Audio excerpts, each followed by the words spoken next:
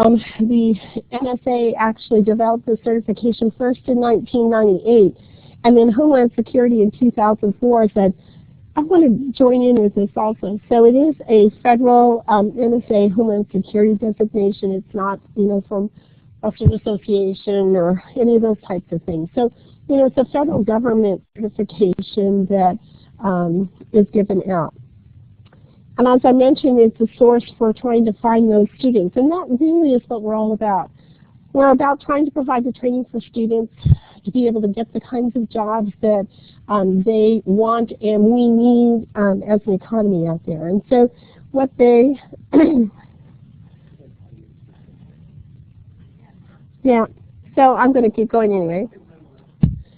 So as I kind of mentioned that they were a little selfish on this, with all of the different programs out in the U.S., they can't keep track of all the programs of all the schools, so they have 161, is it now, CAE schools that they actually, keep track of those students who are coming through there. So there are advantages for our students to be able to come from an institution that has this certification.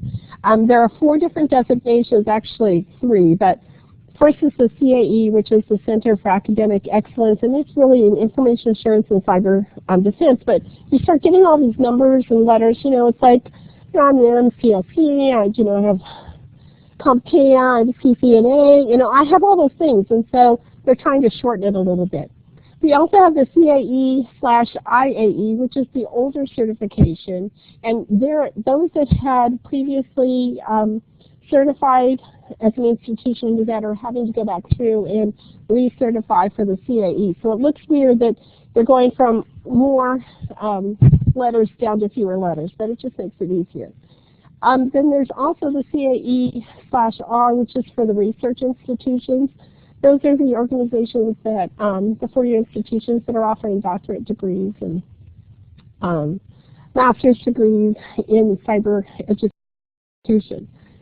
And then finally, the CAE-2Y is the one that, for the community colleges, they actually started offering that in 2010. And so there are a few of them out there, a few of us out there now. We've been working closely with Whatcom Community College for the CyberWatch West, and Corinne Sandy was one of the those that had received the designation in 2010. So she has all of the experience in that. Yes. Well, under the new certification, they probably should have done it earlier when it was easier, because it kind of stiffened the criteria. But it's totally doable, and we all have great programs. And I think going through the certification process actually strengthened my program considerably. So, some of the benefits, as I mentioned, it really is a college-wide certification, and while you go through and you start looking at the criteria and the knowledge units that you have to be able to address in your application, you start thinking about, wow, I can do this to meet it, but I could be doing this much more. And so it really forced me into taking a look at my programs and to make it even better than I thought it was before. So, it also opened my eyes to areas that, I could, don't listen to it. I can kind of skate through and meet that certification on these, but, if they're saying that this certification really needs to have strength in this area, I really need to kind of beef it up a little bit. So it was really good for me to be able to do that. So it's a college-wide certification. It identifies you academically with other institutions in the area so that, I can stand up here and say, yes, I know what I'm talking about, and we have a great program, but somebody else besides me says it, so it's kind of nice. It actually helps you with your outreach to the community and your avenue of being able to provide internships and scholarships for students by reaching out and getting involved. There are different grant opportunities that keep coming our way that you don't intentionally look for. And I'm going to ask for some success stories at the end. So anybody in here a CAE or CAE-2Y besides Dan? Okay, so start thinking. You're the last one of these slides for this section, okay? So first off, college-wide certification. This was really kind of hard for me to begin with because, while my program is a large program on our campus, at one point before the .com probably, we were the second largest program over math and science and all those kinds of things. But we had declined a little bit. Welcome to the CCC Confer Conference Center. For security verification, please enter your passcode really followed by the pound or hash key. Not just a discipline type of certification. Since it's college-wide, it means Please that hold while I confirm your passcode. Thank you. Your passcode is confirmed. Please wait. Focusing on it. It's kind of exciting. It kind of leads into the next slide. But when you hear the tone, you will be the first person to join the meeting. The line will be silent until another person joins. Cybersecurity is like, duh, where have you been all these years? But all of a sudden they want to add a component, a class in their curriculum that's dealing with cybersecurity. So while it came out of our networking program and our Cisco program, it really has infused every aspect within the college so that everyone is starting to touch on cybersecurity one way or another because it's in each discipline. It's kind of one of those great mysteries, as James was talking about. It's not necessarily an industry all by itself. It's more infused in every other area that's out there. So it helps with the students' awareness in whatever program they're in, not just my networking program. And in fact, when you go through and you submit your application, if they're not sure about something, they'll ask you questions. And so they came back and asked me, well, you do a great job, letting faculty know and training, your college staff on cybersecurity, but how do you do the students? And it's like, duh. I didn't think about trying to show them that. But, we have every 2 weeks we send out little e-blasts throughout the email system to our students saying, oh, password security, make sure you change it. These are some, just little tidbits every couple of weeks to just make them aware of things that are happening. And then we have posted in all the computer centers about, security issues that just brings up their level of awareness a little bit. And then the faculty and staff, I can't tell you how many times our email servers have come down. I love this one teacher, but she really probably needs to retire. But she's the one that opens up all of those emails that come in, and then the whole system goes down. So anyway, it's actually been really good. And then we've also developed some policies. One of the things I hate to say is my college didn't have an information assurance policy, and it actually was part of the district. And so when my president heard about that, she was horrified and all of a sudden jumped on our chancellor, and the chancellor, we're one of the 3 college districts. And so it was amazing. Like within 2 weeks, we had an information assurance policy that was being circulated, because Coastline is the technology school. We do a lot of distance learning. It's like everything is online, just available for anyone to hack. So it was kind of interesting that we didn't have that. So there was a lot of policy development that's gone on because of going through this certification that only makes our college and our sister colleges stronger because of that. The academic leadership, it allows us to be able to work with other institutions to try and help increase the quality of education that they're providing. Also, I know that in Orange County, we kind of, Gustavo's our deputy sector navigator, and so he's kind of identified us as a cybersecurity lead. So, while that's great, it's another thing. It's like, oh, great, yes, I want your program to be as good as mine. But, you're kind of competing a little bit. But if we look at, we're trying to help the students at all of our institutions get jobs, then it's like, okay, yeah, this is really good. So I don't mind the extra burden. But, so you do reach out and try and help the other institutions. There are 9 community colleges in Orange County, and so it's my goal to try and help them, beef up their programs so that we can work together in our offerings and not just compete with one another, but offer the full package of all the courses that students might need in the cybersecurity area at the different institutions. So we can have different specialties at the different colleges. It also has been a great resource for the entire college. I mentioned about the different disciplines and the departments, and even student organizations. Coastline doesn't have a lot of student organizations, but we have one that's starting up in the cybersecurity and information technology area. So, you know, it's something really great for everyone. It also gives you recognition regionally and statewide, which helps for doing different grants or for other opportunities that come up there. It also gives you some national recognition. So, like when I call John Sands with Cassia, he actually knows who I am now. You know, where I talked to Casey O'Brien at the National CyberWatch Center, it's like, oh yeah, they return my emails because, you know, they kind of know who I am. So it's really helpful for my program and for those that I'm working with. Feel free, Dan, if you want to, if you disagree. Okay. Enhanced community outreach. This is something that was really good. One of the areas in the criteria is you have to talk about, you know, what you do. You can't just be an island by yourself. They want you to actually be trying to increase cyber awareness within the community in different colleges. And it's like, oh yeah, that's no problem. I can do that. We've got articulation agreements with, you know, 4-year institutions. We've got articulation agreements with the high schools. We go out and we have cyber pathways for having the students come in from the high schools. And then we also have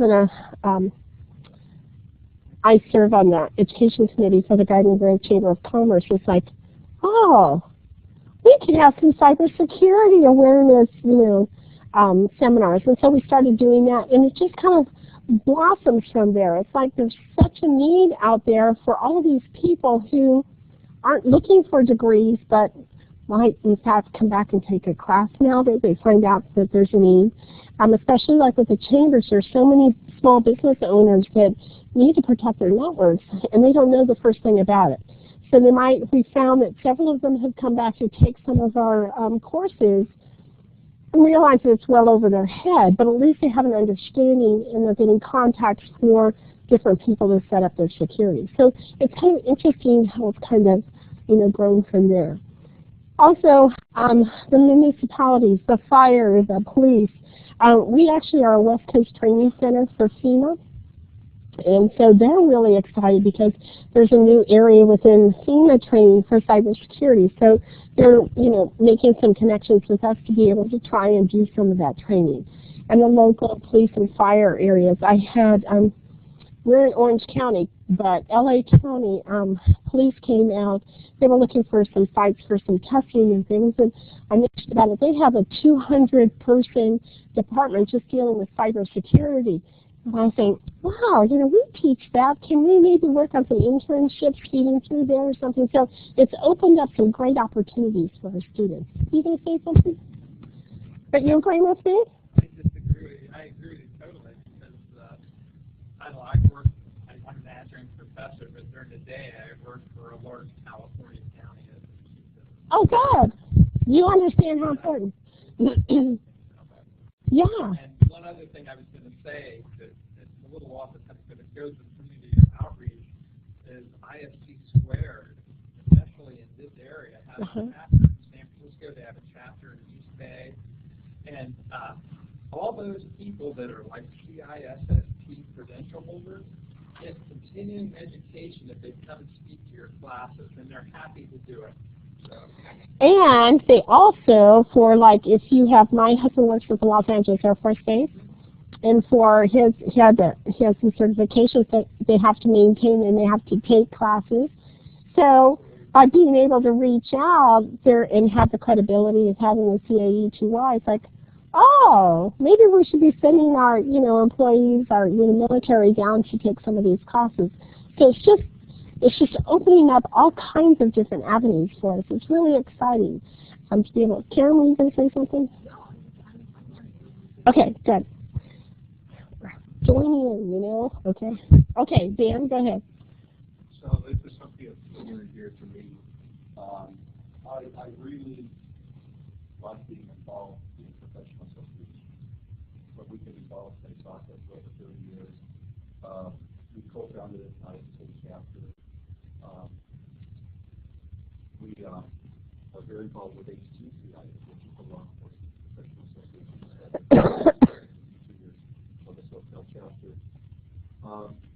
I think the cool thing about wanting to have this is that you say we want to be a focal point. One of the criteria for us that's very important is to say we have a designated center on our campus for cybersecurity, for information assurance. And I know that's part of your criteria, but it's not quite to the same extent. But it's an obligation. I think it's an obligation for CAE too, but it's the kind of obligation you want, because you say you're going to be a leader in the community. And we became a CAE in 2005. Back then we were about 50. But before we went down the road of being a CAE, we were stepping up into the outreach area for the professional association. So it's kind of an evolution. And I think if your school, if you want your school to be a leader in the community, and you want to have a cybersecurity program that's the leaders in the community, this is a no-brainer. This is something you want. Because this establishes you in the community, in the information assurance community. It's a government certification, government designation, but it resonates throughout the industry, both public and private sector communities. Everyone knows what a CAE is. So I really think that it makes your school a place that people want to go to. It makes your school a place that the government wants to fund. It makes your school a place where students are attracted. And it makes your place a school where government and industry want to hire from. It does a lot of good things. But if you want to go down that road, it's not your department. I teach in computer information systems. I'm in the college of business. But Nancy is right when she says it is a college designation. It's something your entire school has to buy into. You have to practice what you teach. You have to have a information security office on campus. You have to have policies. You have to demonstrate that your campus does security awareness. You have to demonstrate at least 4-year level that your students are involved in doing research, that your non-information assurance students still learn basics of information assurance. So you really have to have your entire campus buy into it. Yeah. I guess I'm in a district with 3 colleges students. So if we couldn't do a district level thing. Yeah. We'd have to pick one college to be the designated college. You can't. There is a college. Which district are you in? I'm in the Contra Costa Community College across the bay with the Apple Valley College, Los Mexicanos, and Contra Costa. There is one that is actually in the process of applying. Okay. Is trying to do it as a district. There are ways that the system can do it as well as an individual institution. Okay. So that might be one, or you might want to try and get your institution up front. It's easier if you're doing your own, because you know all the people, and you can get everything happening the way it needs to happen. We need the district to get involved in to make it.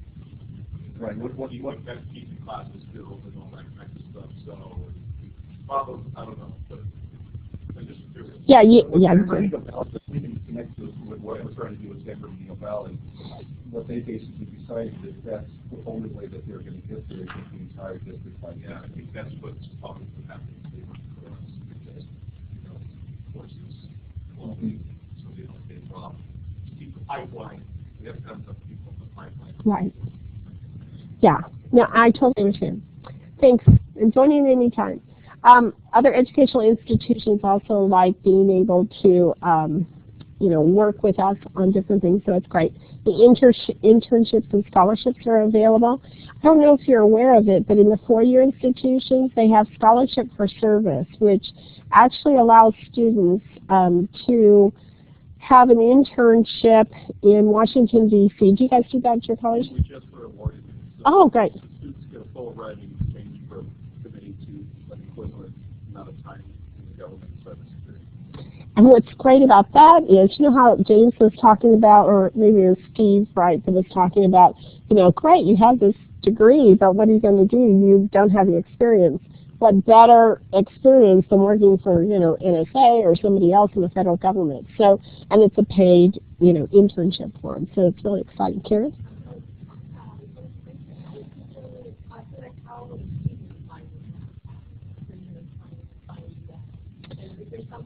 Yeah, there's a website that lists all CAE.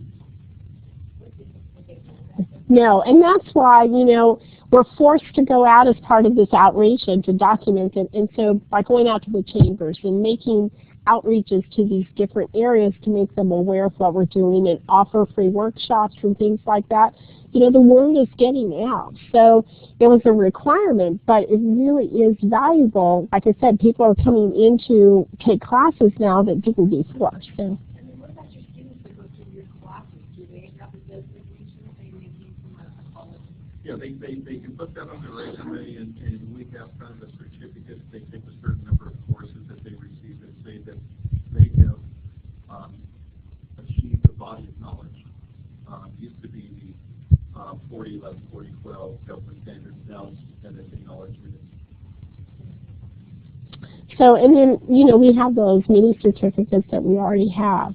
And so a lot of those can be renamed. In fact, we're going through the process, we've been teaching computer networking for a long time. I was a CNE and CNI a long time ago for Novell. And so as we evolved over the years, our networking program has just grown. But, those different certifications, they kind of stack together. I got off track there, but, by being able to build all those different certifications, we have lifers who just come back and retake classes. So this is really good for them to be able to do that.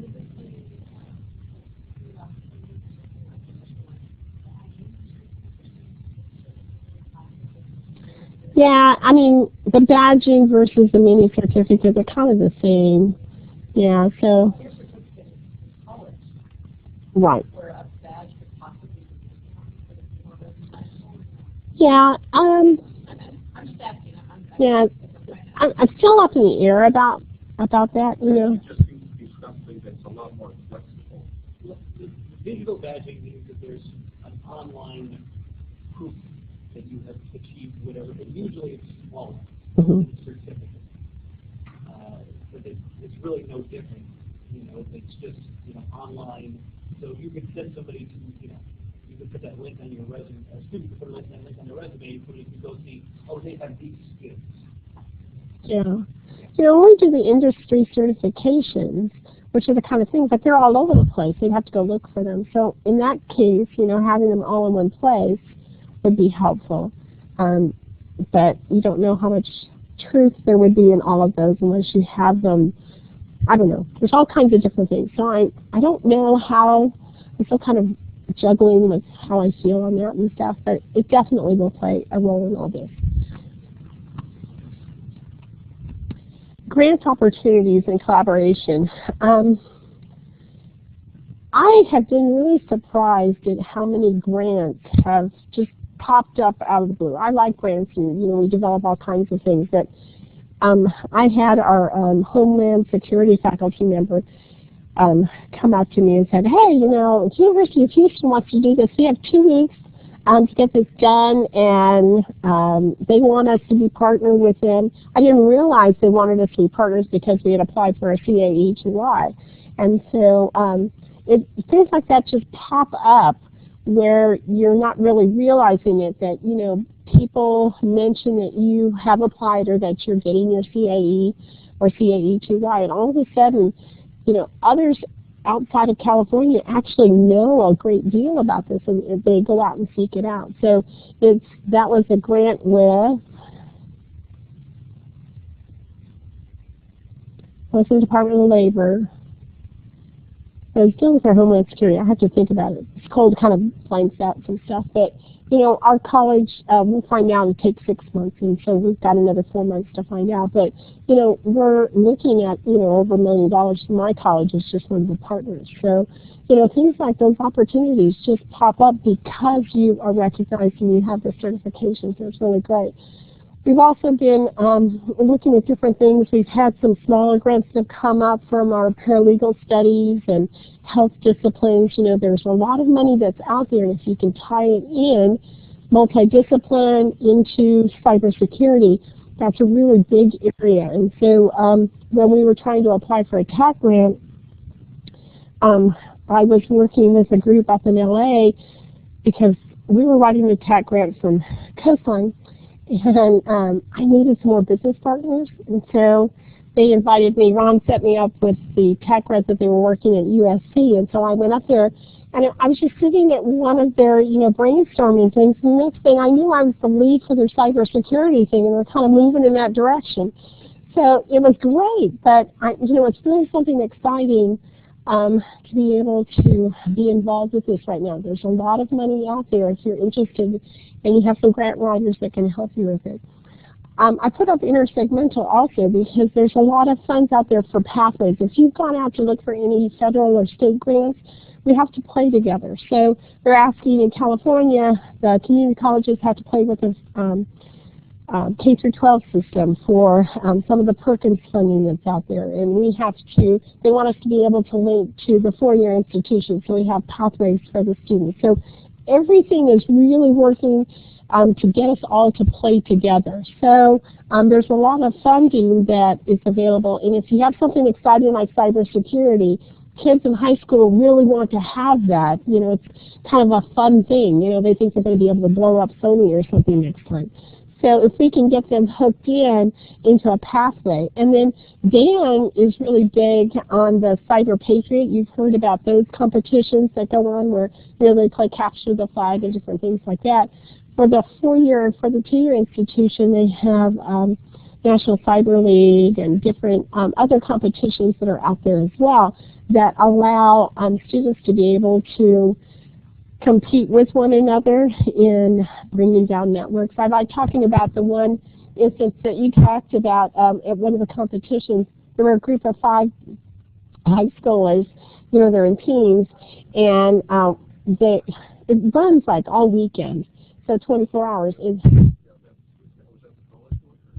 one where they fell asleep and. Oh, okay. Do you want to tell that story then? Well, first thing. Oh. It's not a attacking competition. No. Patriot does not ever want to have that word associated with students for cyber defense. National Cyber League capture the flag, which you could say is a little offensively against the collegiate cyber defense competition that Nancy was referring to is also a competition where the students play defense and professional defense.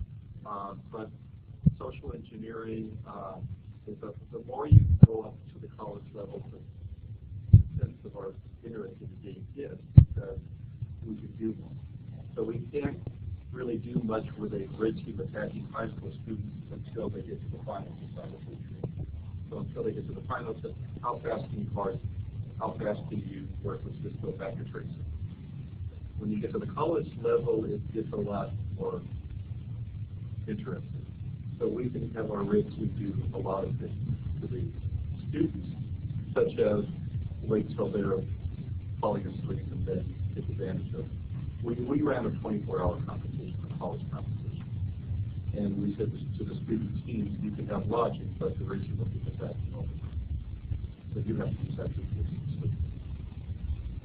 It gets a lot of fun to hire us. Well, tell them what happened. And so they left one guy to defend their system, right, and the others went off to go sleeping. And so he fell asleep. And while he was sleeping, they came in and stole all the passwords and everything. Yeah, didn't they? I mean, I'm not sure exactly how. But anyway, so they stole the information, and then everything was going great. They thought they were going to be #1 and get it, and then like 10 or 15 minutes before the end, everything just went dead because they used all the administrative passwords that they had stolen to just wipe everything out. So, it's kind of fun, if you think about it. But that happens all the time out in industry, and we just don't hear about it. So it's really preparing them to defend against, the attacks that they would have in real life. So it's really fun, and it gets them involved and engaged as they go through. So anyway, it gives you a lot of great opportunities.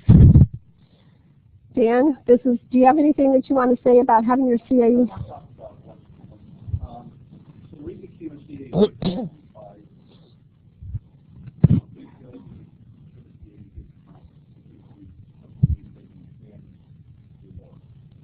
So I found out in 2006 that there was a Collegiate cyber defense competition, and they wanted it to be national, but there was nothing on the West Coast. So I started lobbying to say, hey, we can be the one for California or some of the best. We're going to take over. When they gave us to 2007, we started hosting the Western Region in 2008. And then after 2008, Boeing approached us and said, you're a CAE. We want to partner with you. So they started sponsoring our competition. They started saying, we want you to provide corporate training that you can use for teaching cybersecurity to our employees. So we developed a 5-course, now it's online self-paced information assurance certificate program for Boeing employees. It gave us the ability to develop a relationship that I think we never would have had. And I'm starting to see the same opportunities at the high school level now, because we're really trying to be a leader in working with Cyber Patriot, and we're developing relationships with Cyber Patriot. And I think because we're CAE, it gives us some leverage that we never would have had otherwise. So it opens doors to relationships if you want to do that. So that they kind of take a commitment for your institution to want to support what is needed to be, but it takes an input by you and your fellow faculty to want to do more than just a traditional faculty do. But I can tell you it's a lot more time to not be traditional. Well, good. Let me talk a little bit about jobs out there. We went to the NSA for a NICE conference in November. It was kind of fun to have all the speakers walking around and all that kind of stuff and telling us all the, well, it wasn't anything that wasn't secret, but it seemed like, it was fun. And so, anyway, there are about 2,000 openings every year in the federal government. That's not local, that's not state or any of the industries that are out there, but about 2,000, and it represents about 5% of the job openings in cybersecurity. And that leaves 95% of everybody else who needs to have the students that we can prepare them with. No, it's 5. Of all the cybersecurity positions that are out there, they only 5% of them are filled by federal employees. They're all over the place because they have branches. We think that it's only in Washington, D.C., but they have all of these different branches in all of your counties and everything. Oh, did you go there? Yeah, they were making a Bernie glass. Oh, yeah. It had a map that showed all the jobs. And I don't know, did they ever make that public? No, not yet, but that'll be so good. It's like a Google map, and it'll show you, you can drill down and see, this job. And they were trying to get it so it would show which skills they were looking for. But you can see, in this city there are 3,000 jobs. Yeah, they thought it would be like a year, but it's going to be great. So it'll give us all that labor market information that we need to be able to justify these programs. Let me show you, this is one of the things. When they break down the workforce, the first ones, the advanced high schools where there are academy programs where, that's some of the pathways that we're trying to set up where they'll start with, the A+ and maybe do a Security Plus or some of the Cisco courses. So that's the very bottom of the pyramid. And then coming up from that is the next area is the technical schools and commercial training, certificate programs that community colleges would be doing, those people who just stop back in who aren't interested in transferring but want to get those certifications. They already have maybe a 4-year degree. Military training, there's a lot of veterans who are coming back. We actually have those job skill sets from being in the military, I know that Coastline has about 16,000 military students, and we have a lot of them in our Cisco programs and our networking programs that are over there. And then right in here are those that are working for the associate degree. So these are the non-degree seekers at this point, and from the CAE-CAE are those that have 2-year degrees. Excuse me. Yeah, thanks. Now, here you have using the CAE and the older certifications, the CAE, the IACD, excuse me, that require the bachelor's degree. Then as you move up the triangle, you see the master's and then the doctorates that are out there. But you can see that the majority of what the jobs out there required are for what we're teaching this on.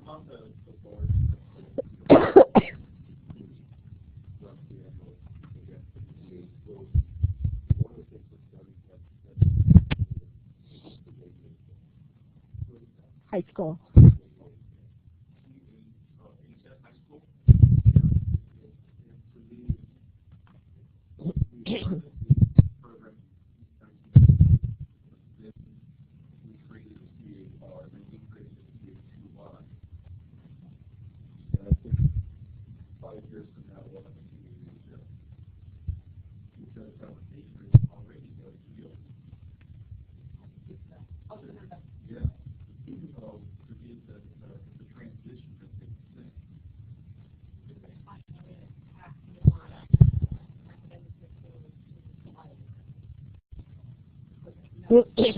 And Louisiana, when we were at NICE, Louisiana has some great curriculum for the high schools that actually follow, you know, it aligns with some of the AP courses, but it also is doing the cybersecurity, which is really exciting. So anyway, so I kind of broke it down. The research needs a 4-year degree.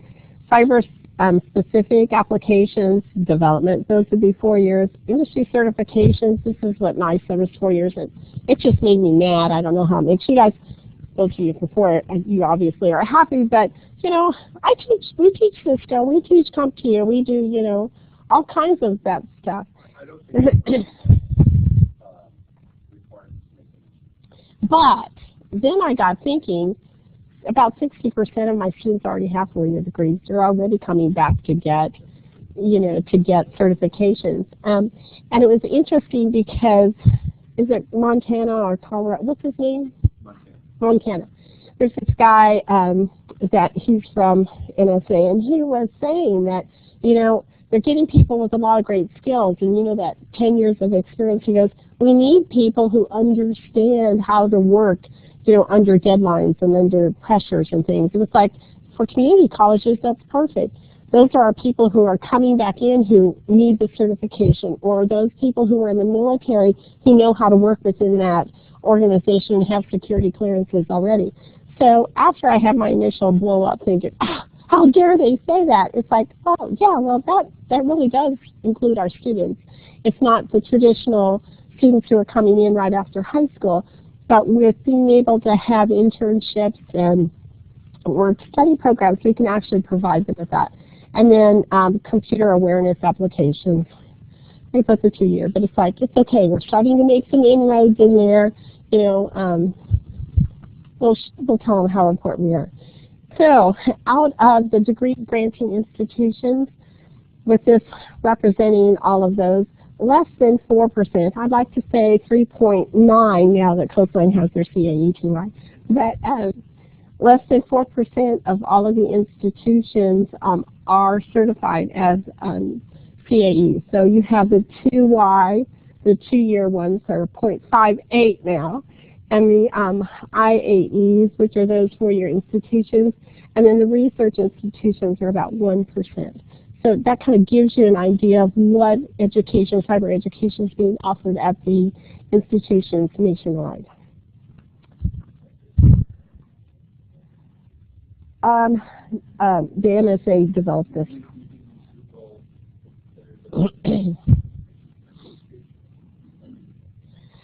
And So if you kind of look at it, and I'm not bad-mouthing you guys for you, but you know, typically in California, the cybersecurity in most instances is within the business department. And they have to take accounting and the economics and all those kinds of things as well as a specialty in cybersecurity. But after working with several of these institutions, it takes us now in community colleges a while to change curriculum too. But I used to be able to offer classes in 6 weeks after writing the class. It now takes longer than that. But it's like, you know, years it seems like to almost get curriculum passed and approved, programs passed and approved at the 4-year institutions. So it really is nice that the 2 years, you know, we're flexible, we're industry driven, we have all those advisory boards that we have to have, you know, to receive our Perkins money. And then we have additional funds that are set aside specifically for us. You guys don't get that like we do. So, you know, and especially this year, how many of you are from California? Okay, sorry you're not. But they've been dumping all kinds of money. We have about a little less than $300,000 that my school is getting. They said, here, you've got to use it, you know, in like 18 months or something like that. It's gotten to the point where it's like, I know we need to be doing this, but I don't know where to spend all this money anymore. So there's a lot of money in the K through 14 that's being identified to be able to provide the hands-on type of education. But really, it's the collaboration. I might have some of the money, but if I'm going to apply for any of these different grants, we need to be working together to be able to have that happen and have a pathway for our students. So, the NICE standards, I've got 5 minutes, I'll hurry up, go through this. There is Vinny Nestler tomorrow is talking about the NICE standards, but they're standards that were put together with the collaboration with NSA and 4-year institutions and some 2-year institutions to develop courseware that would meet the industry needs and certifications that are out there. And they base them around job skills, and there are seven different areas. The one that matches what I'm doing the most in networking is to operate and maintain. Let me show you. Under that area, they have courses are and skill sets are allocated for data administration, knowledge management, customer service, and technical support. A lot of that's CompTIA. You know how they have that one section for that. Network services, that would be the Cisco stuff. System administration, your network, MCSE stuff. System security analysis, that's some of our forensics courses that lead into the upper level, more advanced things that are happening at the 4-year institutions. So we do align with it. I didn't think that we did. Again, at NICE, there was a community college from Arizona who was talking about how they totally align. They teach everything that I teach. And he aligns all of his stuff with the operate and maintain area. So while it sounds like, oh great, now they want me to redo all my curriculum, we don't. We probably are doing everything that's outlined already in NICE. But it's nice to be able to say that we have our curriculum aligns with that. So if you want more of that, go see Vinny tomorrow. And then he is one of the last sections. Right. So he's at 1:30. Sure. What was the hardest thing you had to do when you did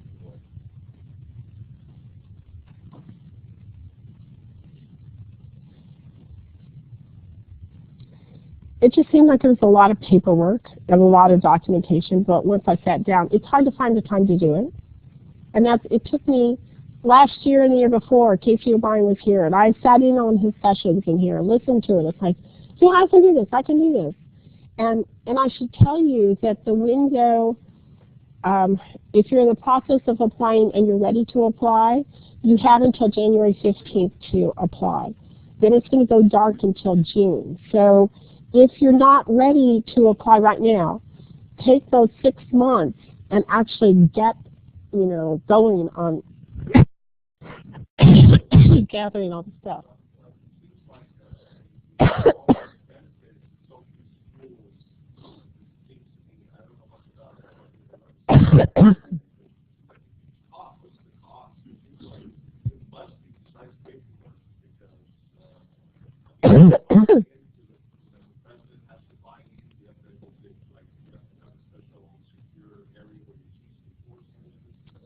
The president needs to be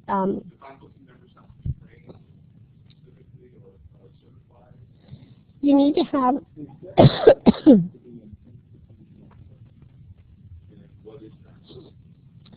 for the instance, you know, it's being able to do all the awareness, having your president be aware. You have to have a letter from a dean or above. I'm a dean, so I got to write my letter. But some of the other areas, one was how we were trying to promote the students, and then the person, Michael Warner, who's in charge of our cyber security center, he wasn't listed under the full-time, under the faculty when you went to the listing of all the, and it was just an oops on the college's part that he wasn't up there when he had been there for like 12 years or something. So those are the only two questions they came back and asked. But we have the curriculum already done, so it's just documenting things. So I had to take pictures of our labs. I had to show articulation agreements. I had to, you know, get that information assurance plan. Just those types of things. If you've gone through and worked closely on your accreditation process, it's very similar. It's that kind of documentation. Okay, show me how you do outreach to to the businesses in your area. Well, you know, I gave. No, well, you get points for certain things. They're in the criteria. There are certain required elements, but in each of the different sections, there are a certain number of points that you can get. But as long as you can meet the required requirements, then the others are just kind of gravy. For example, we weren't doing the cybersecurity at that point, and so I showed them the documentations because you had to be involved with some kind of cyber competitions. And so I showed them my invoices from my net labs that I bought, that I was going to utilize for the competitions. And so that caught me by. I would say for a lot of schools, 80% of what you need you're already doing, and you just have to collect the documentation for. And it's going to vary what the 20% is that you may not be doing or may not be doing well in that field. If it doesn't seem, the logic doesn't seem to coincide with the numbers. It needs to just, me would mean that there should be a lot more schools that, you know, it's not just, they're already there and it's just that much work. There's all these benefits to me. Well, we would be happy to work with you. And that's what CyberWatch West is really available for. We're like out of time, but let me just rush through and tell you. We have people who can do the mapping for you. San Bernardino, we pay people out of the CyberWatch West grant to be able to help you get that certification portion done where your knowledge units are mapping. Tony Colson is going to be talking about that in the next session. We have people, you know, if you're having problems and you need to have some ideas, we actually have our members meetings that are on the phone virtually, and we're going through step by step. Okay, this is the criteria, this is what I did, what did everybody else do, so that you can get ideas of, you know, how to meet it so that you're not starting from scratch.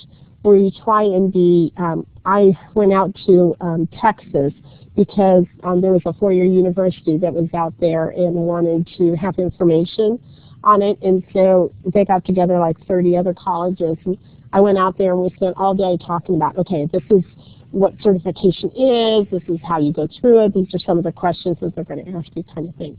So we're there with CyberWatch West to be able to help you on those. Yes?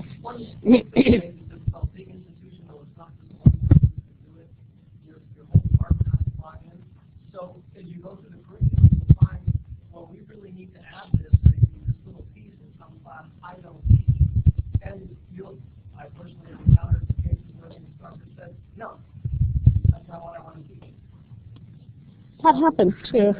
Oh, and you have to have a lot of work we've redesignated recently, and I had to do work with my faculty to find out if they were teaching it, for them to document that they were teaching it, and to help me in the few areas where they were not teaching it enough. So yeah, you've got to get the buy-in. They cooperate is great. Well, that is You get curriculum everything done. component, but I was more interested on the non-curriculum. I spent more time, I think, on the non-curriculum components, just gathering everything. And something else you need to have that took a while was you have to have a CISSP on staff. And so I actually have 3, but you have to get a resume to document that. So, you know, if you don't have one, that could be a stumbling block. Right, and I'm a CISSP. One of my colleagues is a CISA. One of my other colleagues has forensic certification. So it's nice when you have several faculty that are doing this. If you're the only faculty doing this, I don't think you can get this. But CyberWatch will actually have a, wherever they're having the, the tables with all the information, we have stuff out there. We also have funds available to be able to pay for institutions who are members. All it takes to join in CyberWatch West is that you have a letter and they have forms down there on the table. It's free, and we're an NSF grant that is designed to be able to help you get this certification. So stop by the table. There's the triple CS this summer in Las Vegas, and that would be really good for you. And there's Tony Colson, and he'll tell you all about the knowledge unit.